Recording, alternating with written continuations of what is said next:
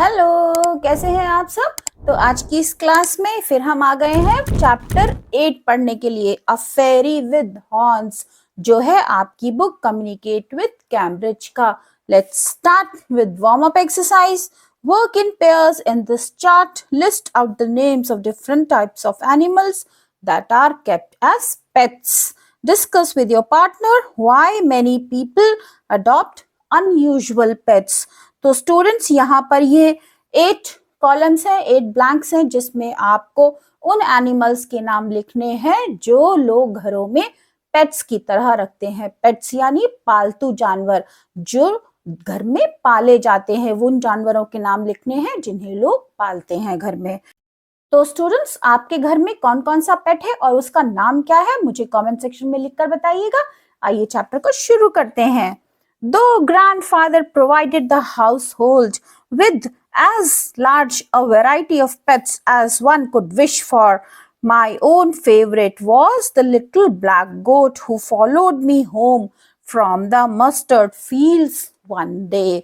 इसमें राइटर कहते हैं कि यद्यपि उनके ग्रैंडफादर ने, उनके दादाजी ने उनके घर में बहुत सारे अलग अलग तरह के पालतू जानवर रखे थे, जितने कि किसी के घर में हो सकते हैं, लेकिन उसमें से जो हमारा ऑथर है उनकी फेवरेट पेट थी एक ब्लैक गोट, छोटी सी काले रंग की बकरी, जो उनका पीछा करते करते सरसों के खेतों से उनके घर तक आ गई थी। Each year before the monsoon rains came, the little Song River was a narrow stream.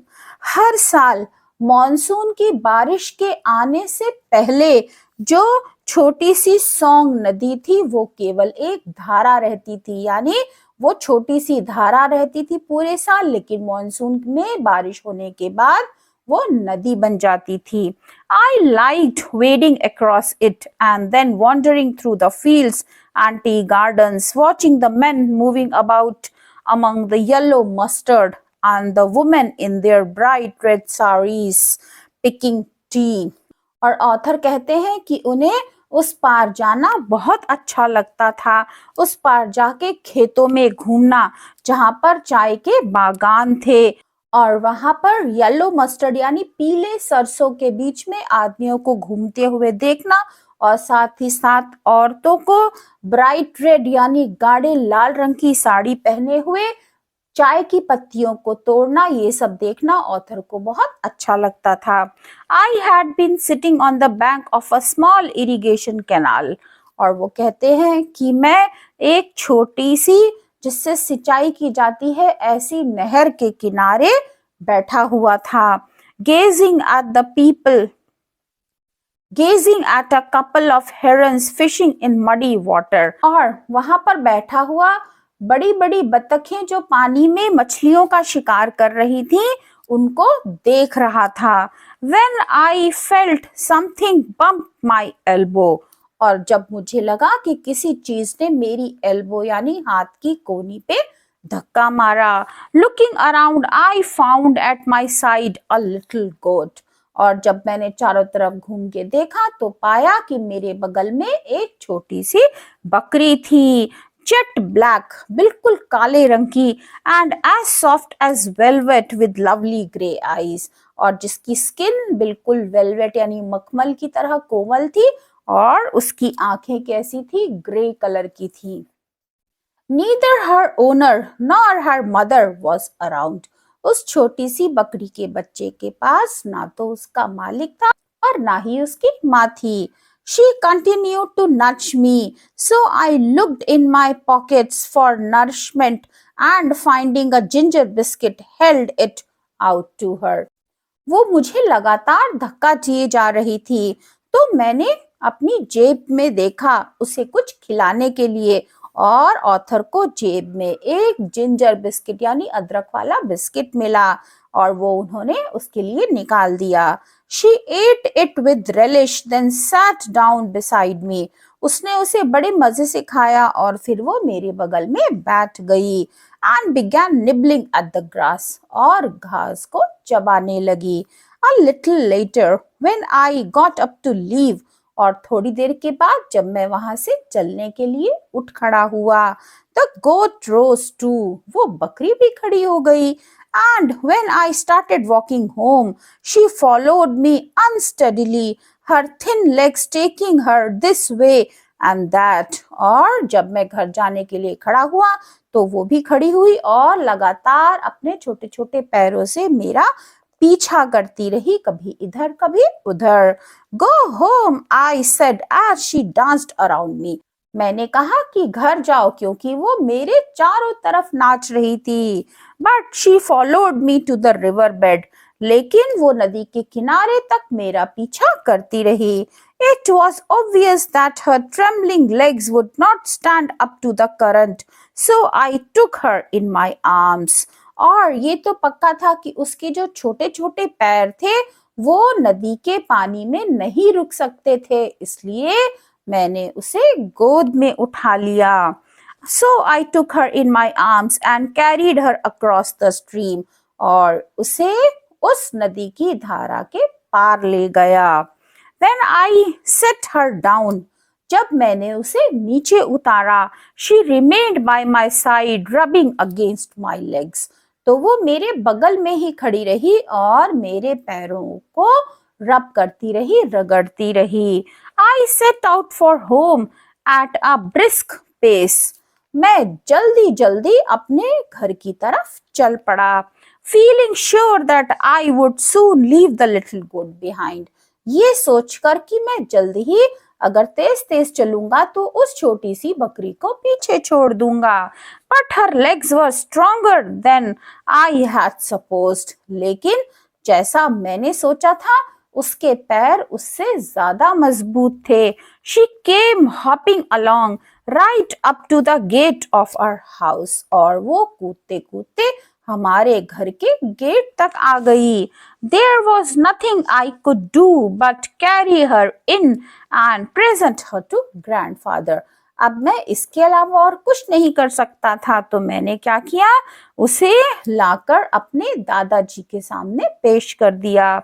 Not another pet, said grandmother.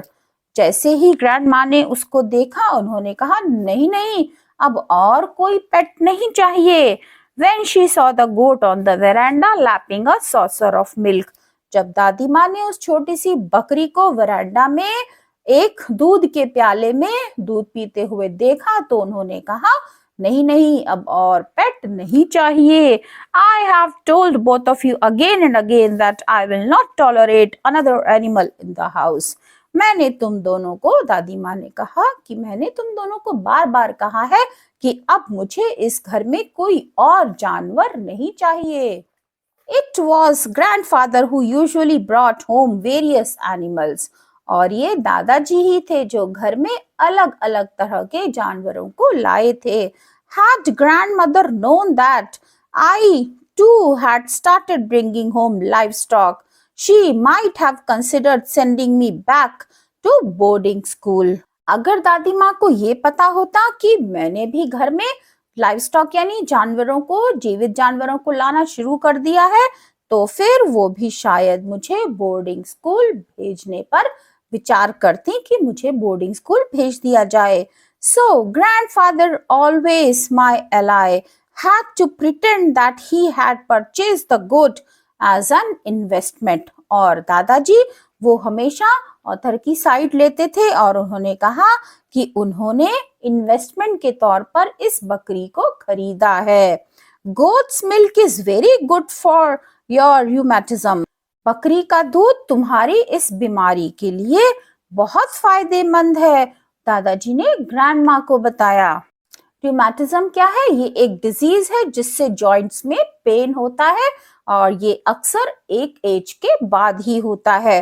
तो दादाजी कहते हैं कि तुम्हारी ये जो rheumatism की बीमारी है इसमें बकरी का दूध बहुत फायदेमंद है, इसलिए मैंने इस बकरी को खरीदा है। The prospect of milk made grandmother more tolerant of the new pet. अब ये उम्मीद की ये बकरी दूध देगी ये सोचकर दादी माँ ने उसे स्वीकार कर लिया। Even though she knew it would be some time before the goat could give any. लेकिन वो जानती थी कि जब तक ये बकरी दूध देगी तब तक के लिए अभी बहुत समय है। My goat was soon named Tinkerbell after the fairy in Peter Pan. Peter Pan की परी के बाद मेरी बकरी का नाम भी टिंकरबेल रख दिया गया। There was something of the fairy in Tinker. कुछ तो टिंकर में परियों जैसा था। She skipped about evidently and her feet seemed equipped with the springs when she leaped around the lawn. वो चारों तरफ उछल कूद करती थी और उसके पैर ऐसे लगते थे जैसे उसमें स्प्रिंग लगी हो जब वो लॉन में बरामदे में चारों तरफ उछल कूद करती थी। To make the name even more fitting I tied a little bell to her neck. और उसके नाम को ज्यादा सार्थक करने के लिए मैंने उसके गले में घंटी बांध दी। So I would always know by its tinkling where she would be. जिससे उसके गले में बंधी घंटी की टिंग टिंग की आवाज से मुझे पता चल जाए कि टिंकरबेल कहाँ है। She loved an early morning walk and was in many ways a better companion than a dog. और उसे सुबह सुबह टहलना बहुत अच्छा लगता था और कई मायनों में वो डॉग के साथ से बेहतर थी। She didn't wander off on her own or get into quarrels with cats or stray dogs. वो अपने आप ही इधर उधर नहीं भागती थी और ना ही रास्ते में कुत्तों से और बिल्लियों से लड़ाई करती थी। The only things she chased were butterflies. और केवल एक चीज थी जिसका वो पीछा करती थी और वो थी तितलियां। And she would tumble into ditches and slither down slopes in her eagerness to follow them. और तितलियों का पीछा करने की कोशिश में वो कई बार खाइयों में गिर जाती थी या फिर वो ढलान से फिसल जाती थी। But goats grow fast and unlike Peter Pan, Tinkerbell and the fairies are Tinker had to grow up. लेकिन बकरियां जल्दी बड़ी हो जाती हैं और पीटर पैन की तरह ही टिंकरबेल भी परियों की तरह जल्दी ही बड़ी हो गई।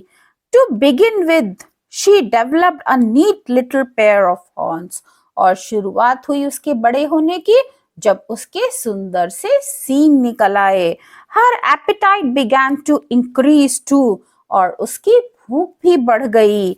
She loved the leaves and flowers of the sweet pea. उसे नस्टार्टियम, जिरानियम और साथ ही साथ मीठी मटर के फूल और पत्ते बहुत अच्छे लगते थे।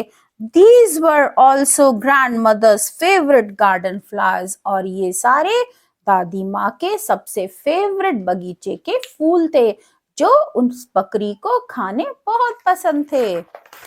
One morning we found most of the sweet peas destroyed. एक सुबह हमने पाया कि काफी मटर को उसने तबाह कर दिया था। Hastily grandfather and I blamed a cow. और जल्दबाजी में ग्रैंडफादर ने यानी दादाजी ने और मैंने एक गाय पर इसका दोष लगा दिया कि गाय ने ही इसे खाया है। Suggesting that it had got into the garden during the night.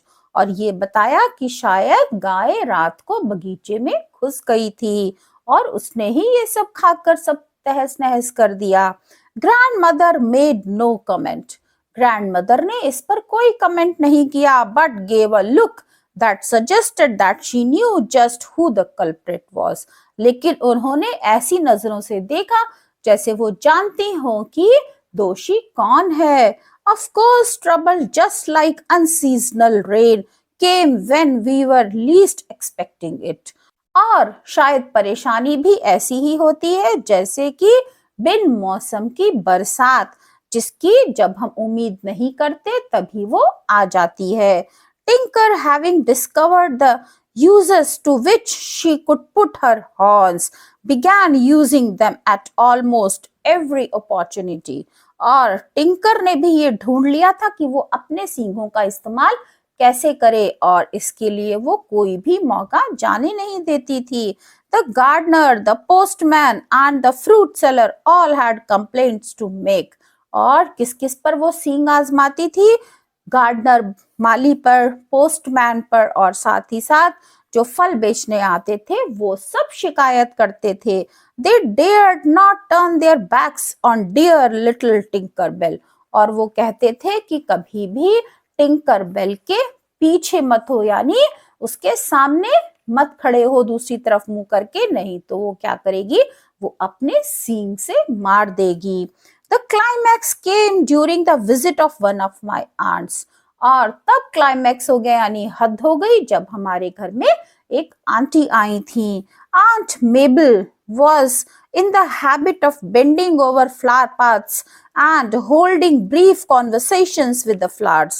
Aunt Mabel को ये आदत थी कि वो पॉट के ऊपर यानी गमलों के ऊपर झुक करके उनके साथ बातें करती थी, फूलों के साथ बातें करती थी। She said it helped them grow faster। उनका कहना था कि इससे फूल पौधे जल्दी बढ़ते हैं।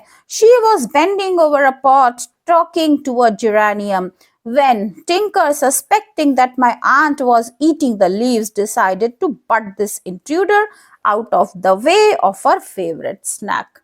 तो एक बार वो एक पॉट के ऊपर, एक गमले के ऊपर झुकी हुई थी और जेरेनियम से बात कर रही थी। तभी टिंकर ने सोचा कि ये आंट जो है ये उसकी पसंदीदा स्नैक यानी पसंदीदा पत्तियों को खा रही है। तो उसने क्या किया, उनको पीछे से अपने सींग से जोर से हिट कर दिया।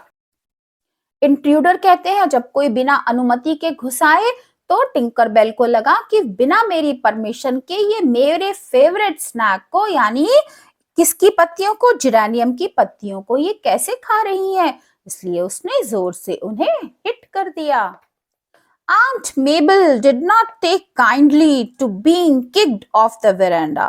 और Aunt Mabel को इतनी जोर से लगी कि वो बरांडा के बाहर गिर गई। And that was the end of Tinker's stay with us। और वो टिंकर का हमारे साथ रहने का आखिरी मौका था।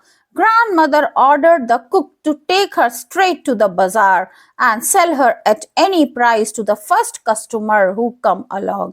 और ग्रैंडमा ने ऑर्डर किया हमारे कुक को यानी रसोइये को जो खाना बनाता था कि इसे तुरंत बाजार ले जाओ और जो भी पहला कस्टमर मिले उसे किसी भी कीमत पर इसे बेच दो।